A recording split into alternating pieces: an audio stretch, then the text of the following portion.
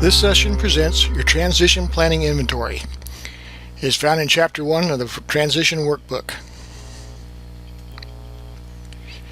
We will be covering the following items in this material. The items to consider when building your plan and your inventory, what goes into the inventory, what type of directions to consider for your family, where they can find important documents, what are your wishes and desires, and who is available to advise, help, and provide guidance. So for your family members, be sure to include contact information, any special needs, are they an heir or beneficiary to the estate. Include this information for your spouse, children, including their spouses, grandchildren, including their spouses, your parents, and possibly even your pets. Now, your emergency contacts.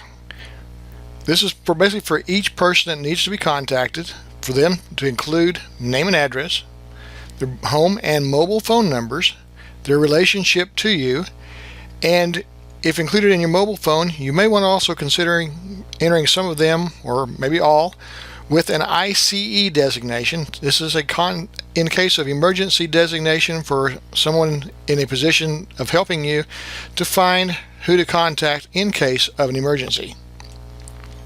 My important numbers include for yourself and your spouse: Social Security number, driver's license, passport information, Medicare. If you have outside or other business entities that you're working with, include the employer identification numbers for those as well. Also, any other identifying numbers such as PIN numbers for accounts, etc. So when you're looking at goals and objectives, one of the first things that needs to be considered is what is the standard of living that you desire for your surviving spouse. That should be foremost in your thoughts. Next, what type and what amount of gifts should go to family members. Also, type and amount of contributions to charities.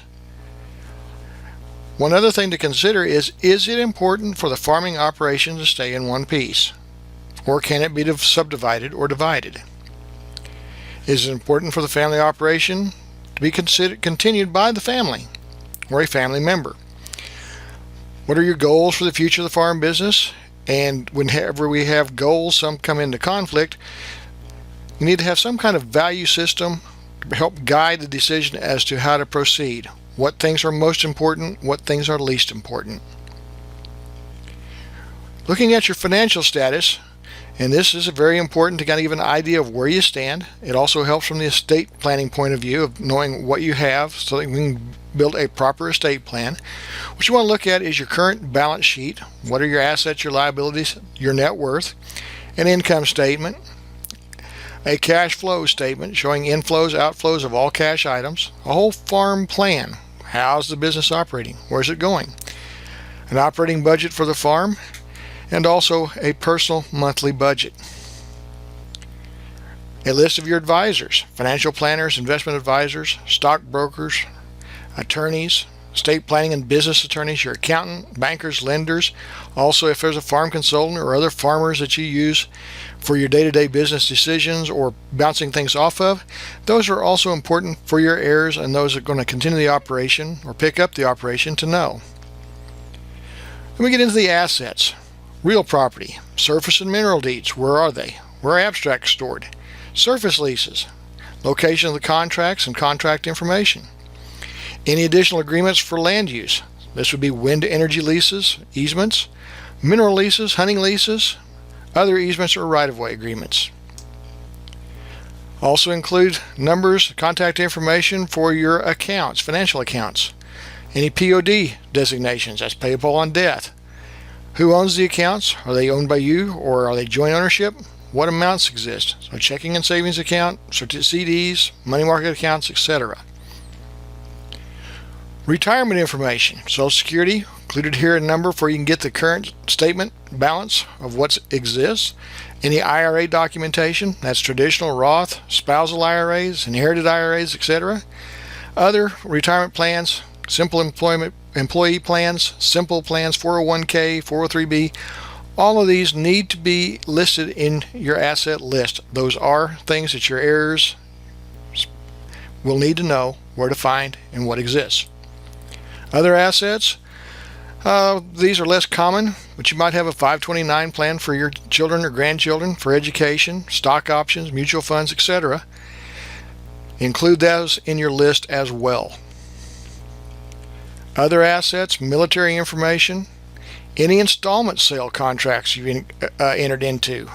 Those would be installment sales that would be income to you. Any debts owed to you, basically accounts receivable. Legal judgments and settlements owed to you as well. Any other items like frequent flyer miles, cashback programs, etc. on credit cards are also necessities to be in that list. Business interests, very important. If you've got a partnership, look at the partnership agreement, bylaws, operating agreement, include that information in this list as well. Stock ownership certificates, buy-sell ownership agreements, things like this all are important to know what exists. Do we have farm equipment, serial numbers, etc., automobiles, along with a copy of the title.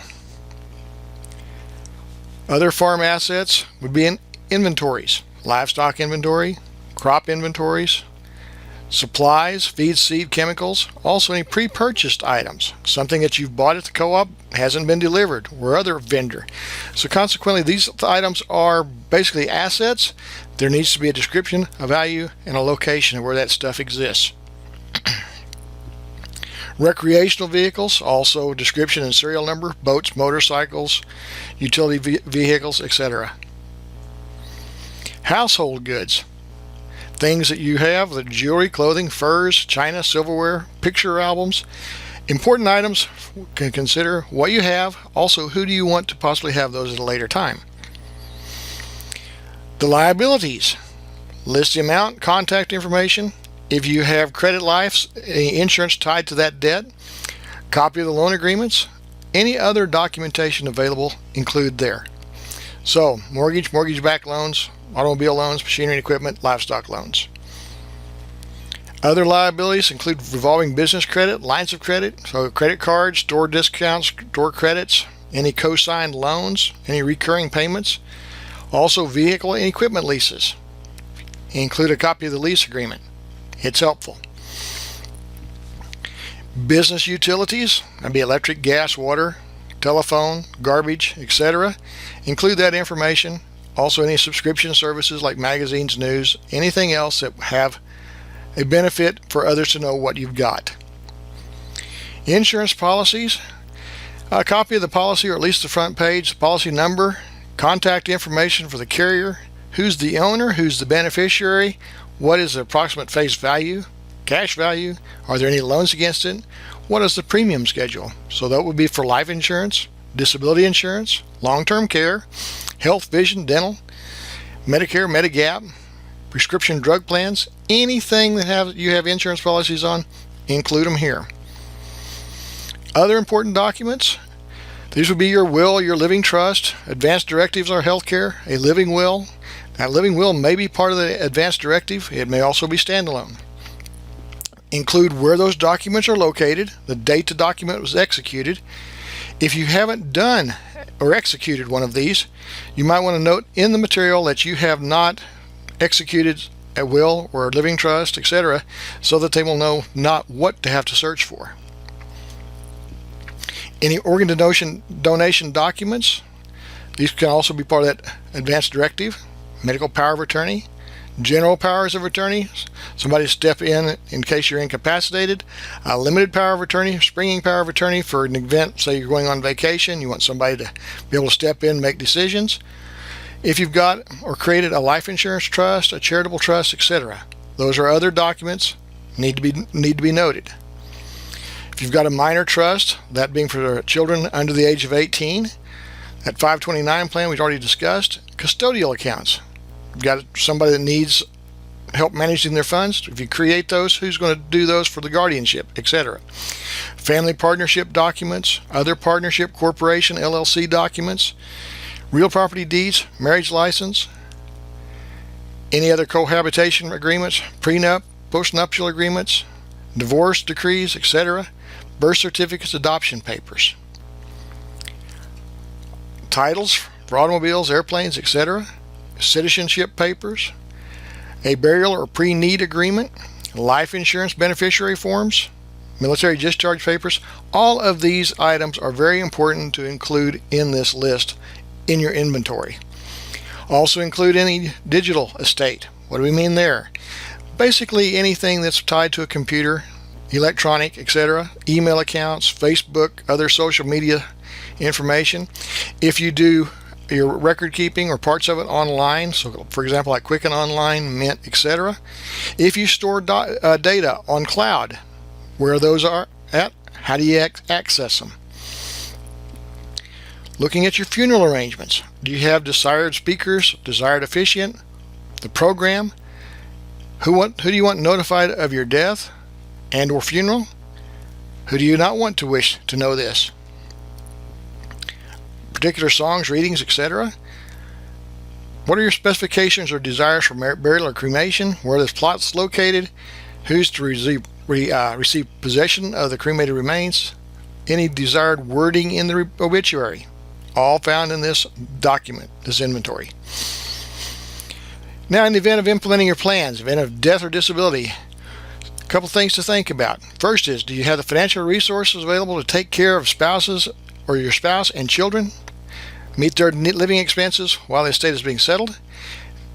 Is the operation strong enough with both solvency, in other words, it can meet needs, less debt than what the assets are there, liquidity, cash available to meet needs as they arise? Are they sufficient to meet your objectives for your estate plan? Also, are 2 or more people trained to manage the day-to-day operations of the farm business? If not, that needs to be done immediately. You need to walk them through the day-to-day operations. They need to know how to handle affairs, also who will help them do that, such as suppliers, vendors, other professionals. Do they know where the assets, the land, the livestock, other supplies, equipment are located? Have you spelled out what actions they can do without asking permission from others? What things require consulting with a professional, such as an attorney or accountant? Are there any actions that require approval by the court? Do they understand how the rural operation runs and why certain decisions are made? So in review, this inventory basically provides a good place to start. It's a comprehensive list of items to think about, items to consider. It is really designed to help you organize your information, and no matter what, it needs to be kept current. If you put this thing together today and you wait 10 years, too much has changed, you'll need to do it again. If you keep it current, it's great information. And remember, items in our lives often come at unexpected times. The next reason for having it kept current. For more information, visit our website. Also, at our website, there's an electronic spreadsheet version of this inventory. It can be found in the Chapter 1 resources. It's available, download, and if you're computer savvy, it can also help make this process a little easier.